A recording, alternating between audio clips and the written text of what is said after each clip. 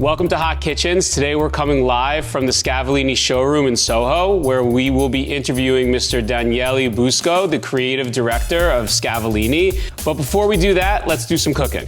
We're gonna be making spaghetti with olive oil, peppers, and garlic, as well as a special burrata salad. Start by bringing a large pot of water to a boil. Add a generous amount of salt and bring the pasta to a firmness that you like, but I prefer to undercook it by a little bit, leaving it al dente. While you're waiting for the pasta to finish, you can heat up a skillet with olive oil, add 2 cloves of garlic, and a couple of crushed peppers. You just wanna make sure that you don't splash yourself with hot oil from adding water into that oil. As much as possible, get that water out. Once you drain the pasta, carefully add it to the pan and toss it around to finish it off, allowing for the aromatic oil to coat. Our second dish is a take on the classic caprese salad.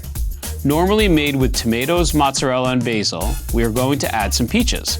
This is a great dish any time of year, but especially in the summer when peaches are at their peak flavor. You can also use other stone fruits like plums or cherries. Something you can do is you can just cut these up fresh, but if you want to really expand the flavor, throw these on the grill or in the oven on broil, and it'll really bring out some of that sugar caramelized flavor. You can be all neat and cut into nice pretty slices, but I like to rip it apart. It just opens up more flavor and looks a little bit better with a big salad like this. Finishing it off with some olive oil and balsamic vinegar. To top it off, we can add a little bit of freshly grated cheese. This is for flavor. Manja. Daniele, thank you so much for having us here today in the Scavolini showroom. It's a really pleasure. This is the house of Scavolini in the US, actually in the entire continent, because this is the only store owned by the family, by the Scavolini family worldwide. Wow. Okay. Yeah. Well, thank you for having us. We're really looking forward to the partnership between Brown Hair Stevens, our company, and yours. We're both decades old, century old businesses that really specialize in delivering not only a luxury product, but luxury service. So we're really looking forward to that. So again, thank you for having us. I have to start off by asking you the same question we ask every single one of our guests. And we're sitting here with so much inspiration. What is the one thing in your kitchen that you just can't live without? The steam oven. The steam oven is a different world. As I was telling you before, technology has changed. It's not just our phones, but the way we live. And there is a lot of technologies in our kitchens. Of course. So not only in the cabinetry, but the appliances. There's been in the past 4 or 5 years a big upgrade. But for me, the best product that's been introduced is the steam oven. The steam oven, which is not just steaming. You can use it as a convection oven, a convection steam, convection humid. You can do so many things. Easy to use, very healthy.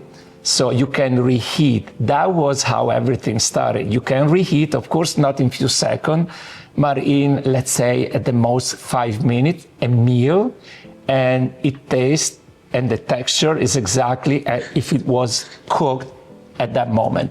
It's funny because a friend of mine taught me a trick that I guess is the original steam oven, which is that taking a wet paper towel, put it on top of the food. But this is, the problem another level. But the problem with the microwave is that the microwave, the way they reheat, somehow is you want to be really healthy.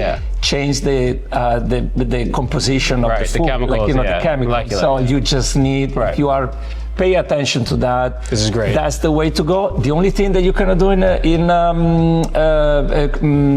steam oven is popcorn and reheat your coffee. But as I tell everybody, just invest $100 in a small microwave, put it in a pantry, and that's the trick is done. Yeah. Great.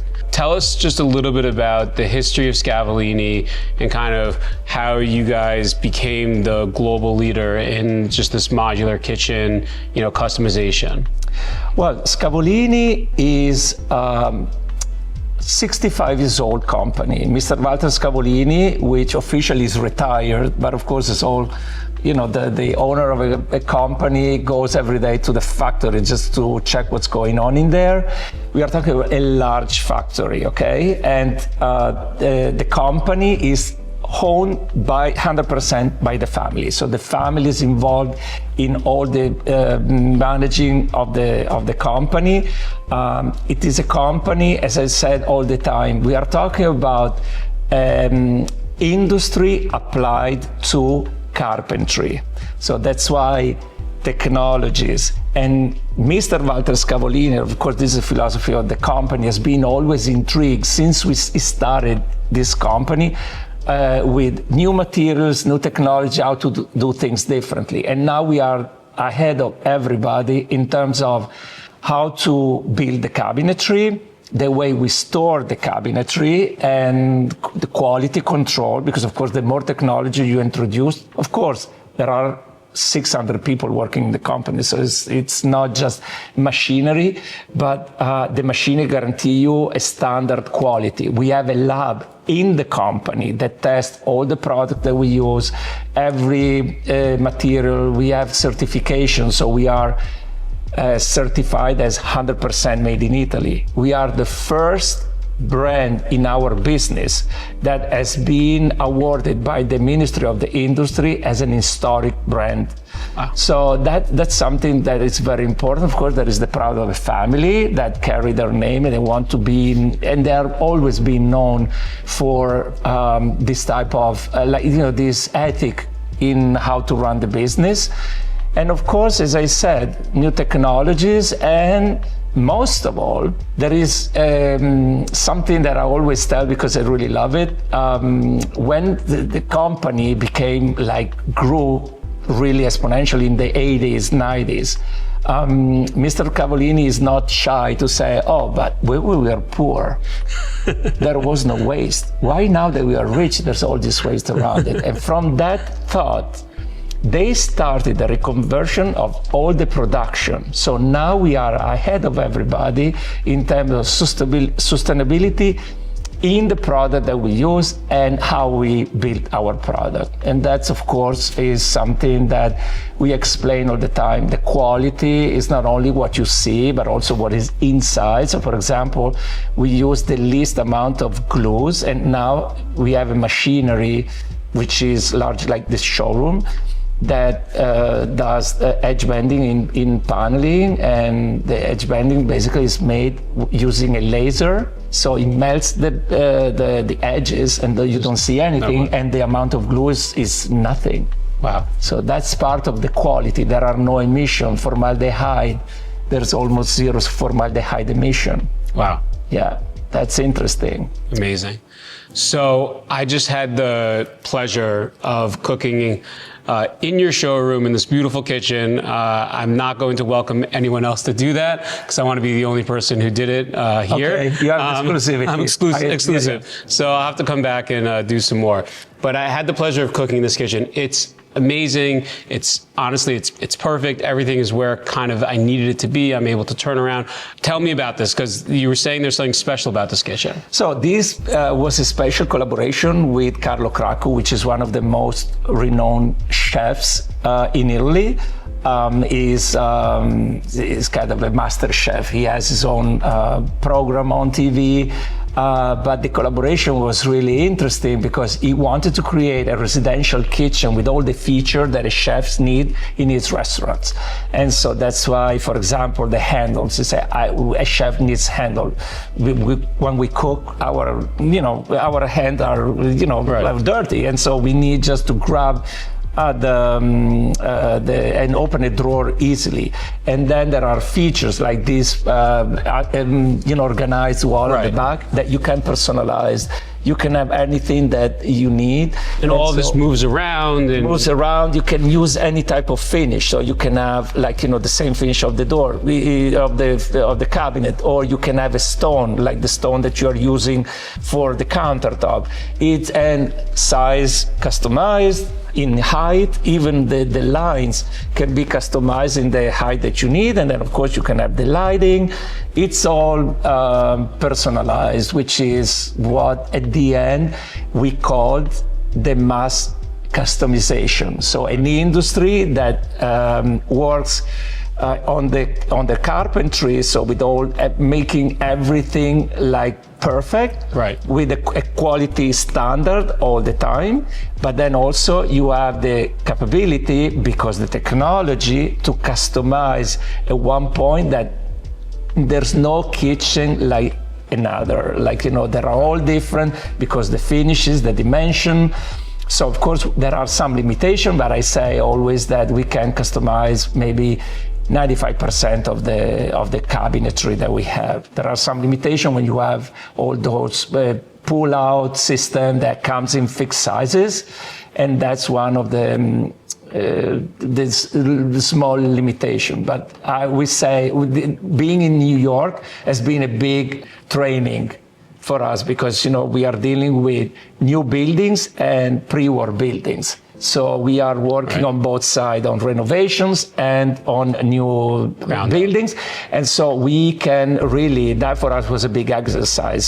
Since we opened in the US with the Scavolini USA, the company understood the importance of the customization, and we opened a department where there are people dedicated only to the customization. And of course, because there are engineers that are working on how big can be a panel, how wide we can go, what a drawer can hold or a pull-out can hold. So that's all the feedback that we need to make sure that the kitchen that we install will last for the longest. So someone can have their dream kitchen, but you also bring it down to like the reality of this is what's going to last, this is what's going to fit, and this is also in the end useful. The lifespan of our kitchen, this is part of the sustainability program, is at least 25 years. Wow.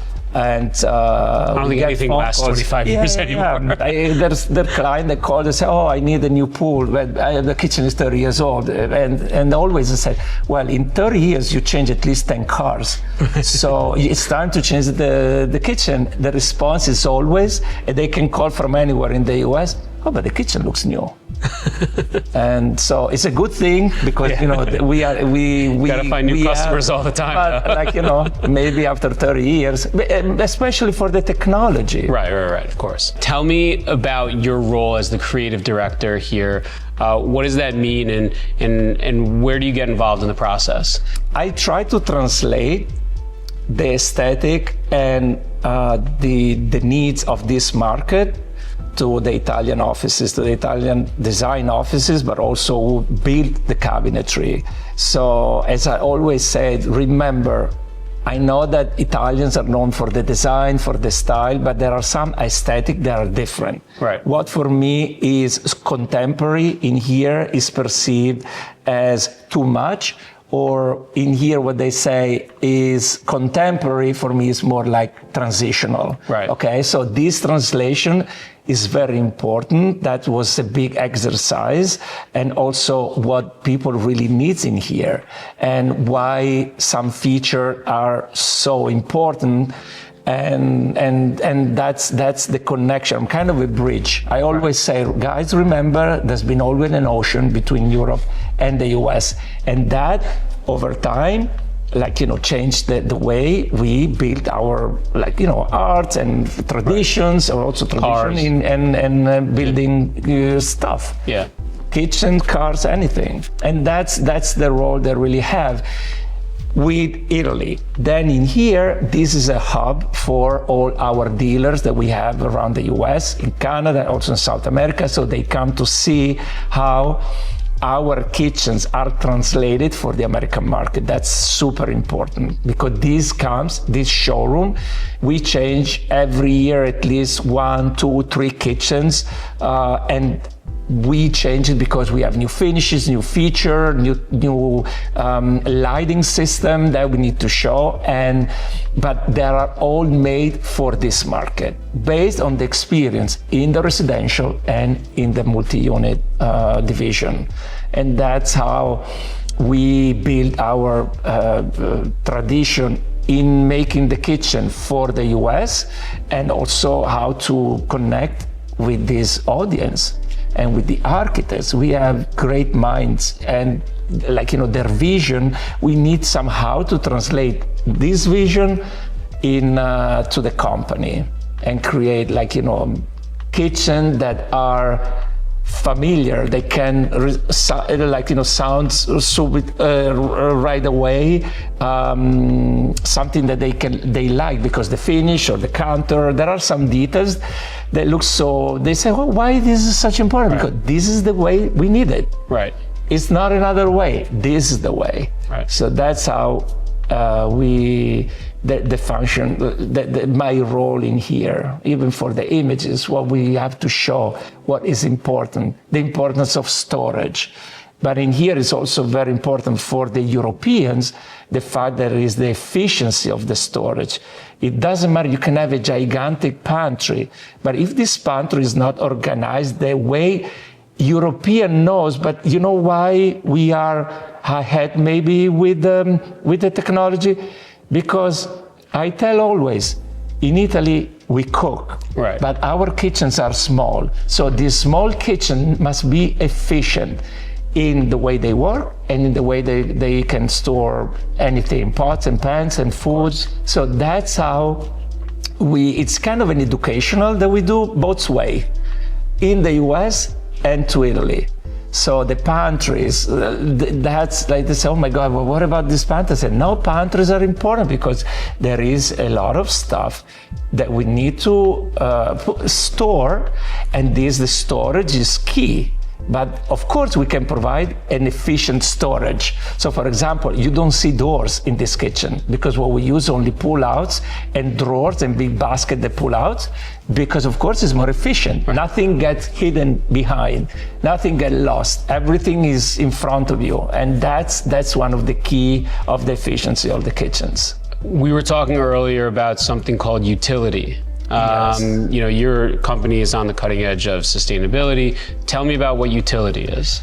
Utility system started decades ago and was conceived a system for kitchens. So any style, but with features that are useful to people with some limitation in mobility or any type of disability that you can have in life. And example, in Italy, it's a country that is aging a lot. So that's part of the process to create kitchens and some details that makes the use of the kitchen more friendly. And for example, we have, unfortunately I don't have to show it to you, but we have very cool upper cabinetry that you pull down. You don't even need to open the door, but you pull down and then all the shelves comes down. Wow. And you have everything on top in front of you. But also like ADA compliance, so the counter heights. The counter heights. So all the cabinets can adjust to the are lower. There is more access to the sink area. There's dishwasher can be installed higher. Yeah. So when you open the dishwasher, it's easier to load it. And again, for cooking area, and it's all, there are all these under counter refrigeration also that is very useful, because if you have a full refrigerator, right. 30 reach it. Wide door, opening that and closing that is now this old technology. Again, you touch and the door open, you don't need to pull it, but still the highest shelves cannot be reached. Right. So that's how it works. And it's a developing system. Yeah. They are adding feature, and feature also thanks to the technology. Yeah. I'm talking about always technology because it really is amazing what is happening. Proud of it, but also the way it is applied. Yeah. So for example, one of the newest feature that are introduced are the countertop, this type of counters, which are porcelain, and you can, instead of having an exposed, visible cooktop, you can have it installed underneath. So you have your cooktop. Very cool. On your counter. And so the induction is under the porcelain. Is induction, of course, right? Because there's no heat, right? But it's really cool the way they do it, and that's something that is evolving. This already in production, this already installed. I would say I would wait few little more years just to make sure that it works well. But yeah, but that's how it is. Technology is really changing the way we build kitchens and the feature. There are some materials that didn't exist a few years ago, right? And now they can be used to build cabinetry, like this type of. Or even the laser cutting. They are very thin. Yeah. And you can apply them on the cabinets, on the doors. And that is all about technology. Yeah. And that's what is going to happen. But I tell to clients and everybody, don't expect that with AI, the kitchen will cook for you. Okay? So that's or it won't taste as good. Yeah, no. Thank you so much for joining us today. Thank you to Scavolini. Thank you to Daniele. You're very welcome. It's been a pleasure being here. And tune in for more episodes on the BHS More Network.